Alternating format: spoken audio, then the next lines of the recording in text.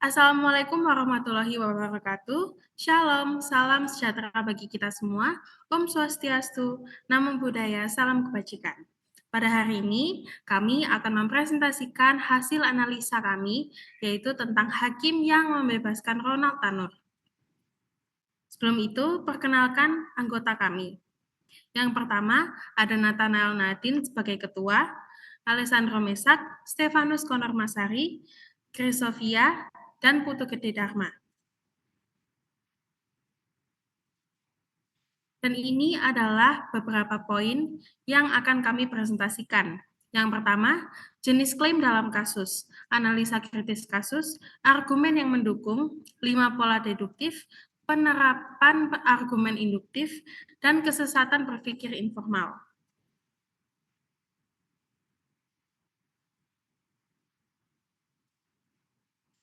Berikut ini adalah beberapa jenis klaim yang terjadi dalam kasus Ronald Tanur.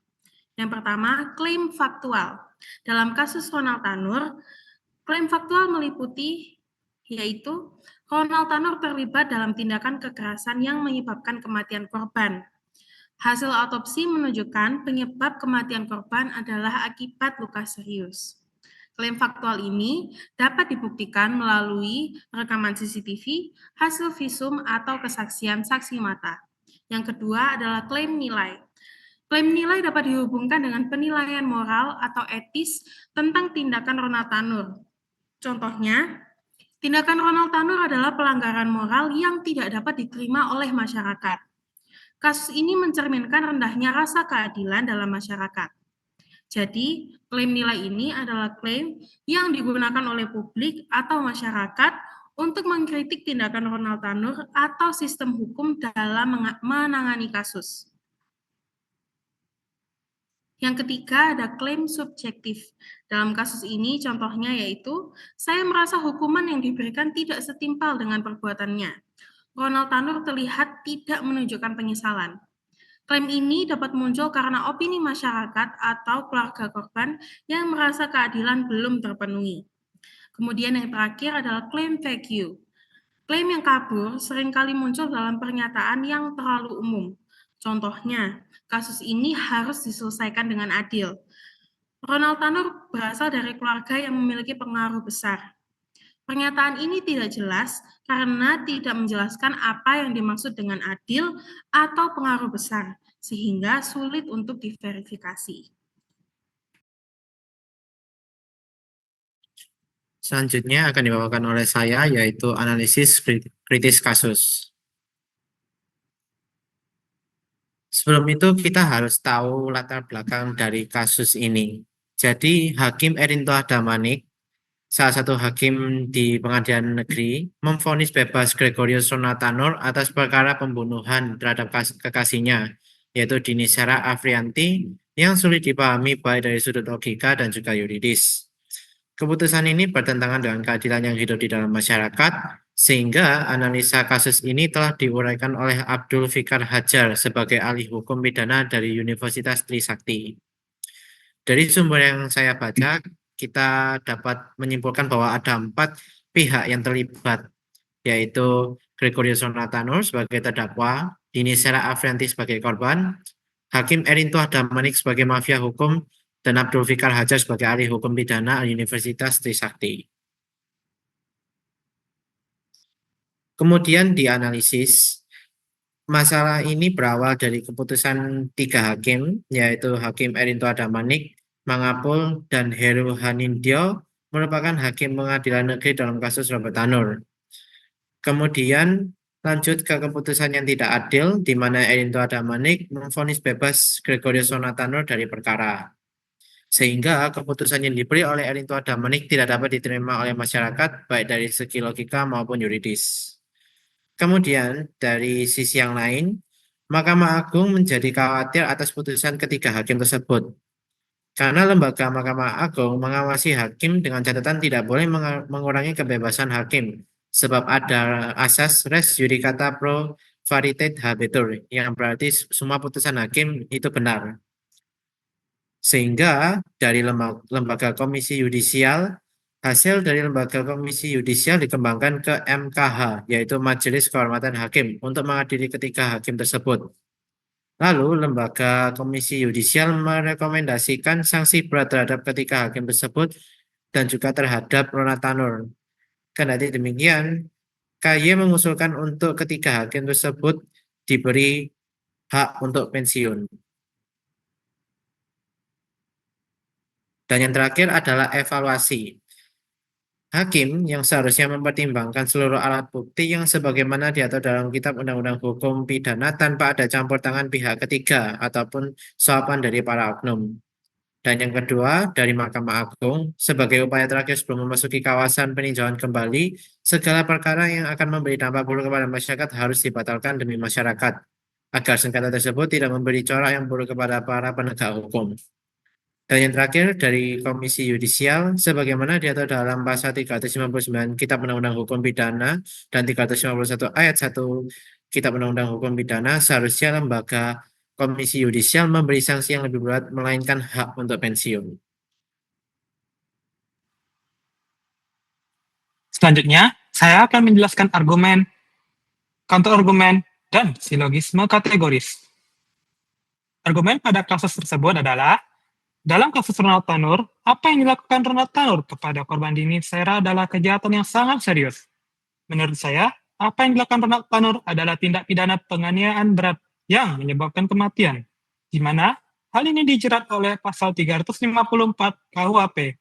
Dalam perjalanan kasus ini juga terjadi satu hal yang sangat tidak wajar, yaitu bagaimana mungkin seorang pelaku kejahatan yang menyebabkan hilangnya nyawa seseorang dapat dibebaskan oleh 3 hakim di Pengadilan Negeri Surabaya. Saya juga berpendapat bahwa hukuman penjara 5 tahun yang dijatuhkan kepada Ronald Tanur di tingkat kasasi ini sangat kurang.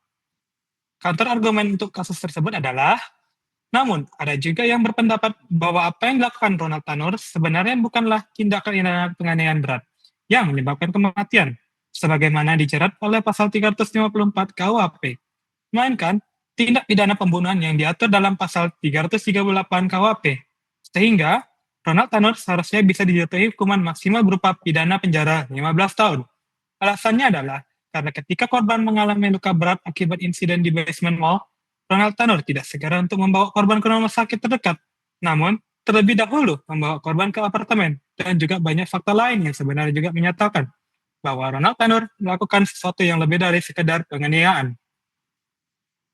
Silogisme kategoris pada kasus tersebut adalah, semua pelaku kejahatan yang menghilang nyawa orang lain harus dipidana. Ronald Tanur melakukan kejahatan yang menghilangkan nyawa orang lain. Ronald Tanur harus dipidana.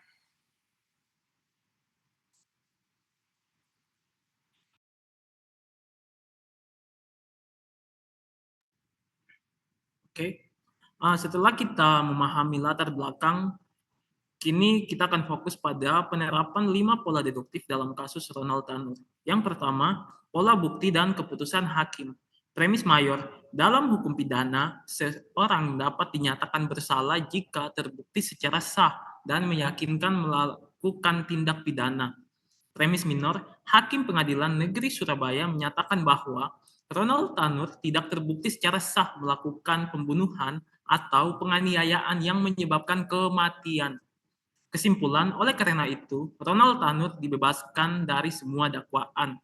Yang kedua, pola penyebab kematian. Premis mayor, kematian seorang dapat disebabkan oleh berbagai faktor, termasuk penyakit atau tindakan kekerasan. Premis minor, hakim berpendapat bahwa kematian dini disebabkan oleh konsumsi alkohol dan bukan karena luka akibat penganiayaan oleh Ronald.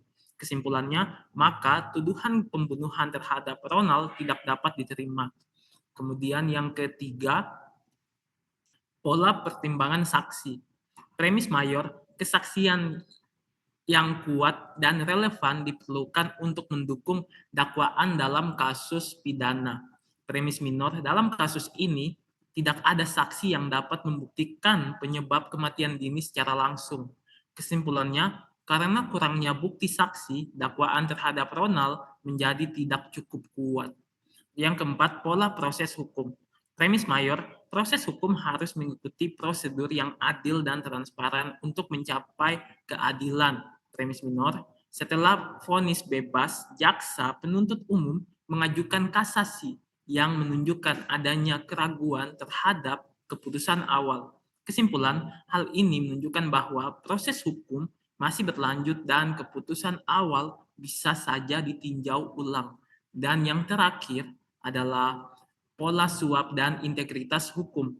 Premis mayor, integritas hakim sangat penting dalam menjaga kepercayaan publik terhadap sistem hukum. Premis minor, terdapat dugaan bahwa hakim menerima suap terkait keputusan bebas Ronald yang mengarah pada penangkapan mereka. Kesimpulannya, jika terbukti hal ini akan merusak integritas sistem peradilan dan menimbulkan pertanyaan tentang keadilan dalam kasus ini. Melalui pola-pola deduktif ini, kita dapat melihat bahwa argumen-argumen dalam kasus Ronald Tanur dibangun dan bagaimana keputusan-keputusan hukum diambil berdasarkan bukti dan pertimbangan yang ada.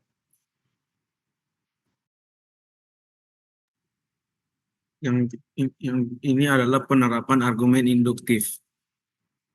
Yang pertama, analogi tindakan pembunuhan yang dilakukan oleh Ronald Tanur sama buruknya dengan tindakan pembunuhan yang dilakukan oleh Ferdy Sambo. Yang kedua, kausalitas Ronald Tanur melakukan kasus penganiayaan berat yang menyebabkan kematian atau pembunuhan kepada kekasihnya Dini Sera. Ia jadi khawatir karena Ronald Tanur sudah ditangkap.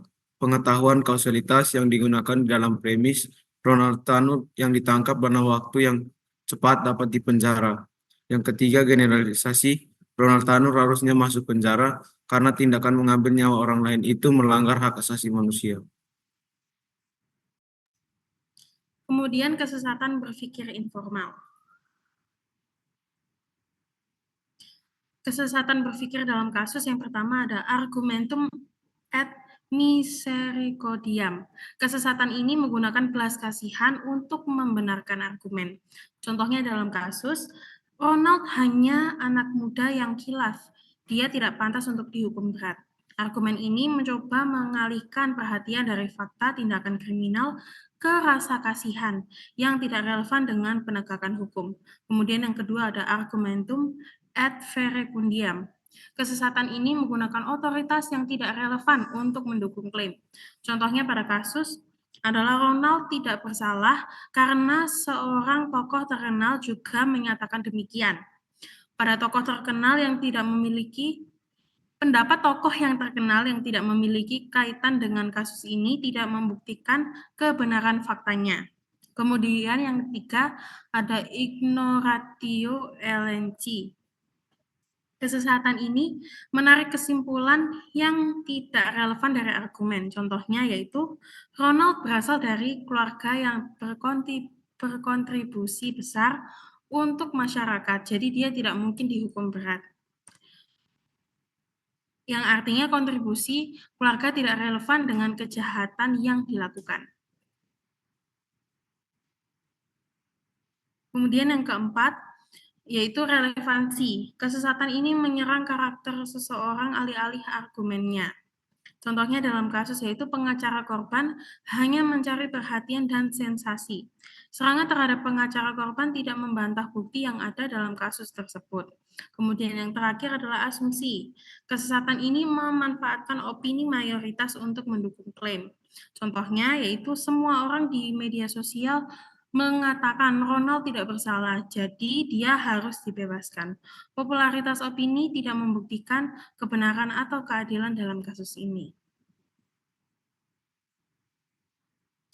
Baik, demikian presentasi dari kami. Terima kasih.